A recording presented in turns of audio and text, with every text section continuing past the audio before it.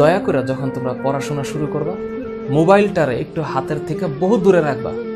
This is a very silent killing একটা বিষয়। ঘন্টার পর ঘন্টা আমরা মনে করো স্ক্রলিং, কোনো কারণ ছাড়া।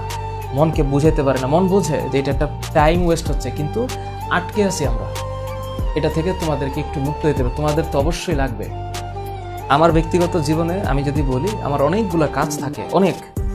সেই কাজের মধ্যে আমি যখন ডুবে থাকি, মোবাইলটাতে ধরার অনেক ক্ষেত্রে সময় হয় না। কিন্তু তোমরা যারা ক্লাস 9-এর বা 10-এর, তোমাদের তো সংসারের ভার এখনো মাথায় পড়ে নাই। যেদিন পড়বে, সংসার বলতে ইকোনমিক সলভেন্সি আনার জন্য যে কাজ তোমার বাবা মা করতেছে বা তোমার লিগ্যাল গার্ডিয়ান করতেছে, সেই দায়িত্বটা যখন তোমার উপরে পড়বে, তখন দেখবে যে পৃথিবীর সবকিছু একটু অন্যরকম লাগবে। সেই বাস্তবতা সবসময় কঠিন না, অনেক ভালো সুন্দর বাস্তবতাও আছে। এ কারণে ওই বাস্তবতায় যেতে গেলে এখনকার সময়টাতে নিজেকে একটু সেভ করতে হবে।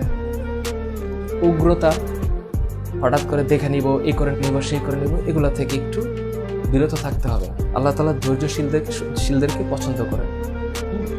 ইন্নাল্লাহা মা'আস সাবিরিন, একটু মাথা রাখতে হবে।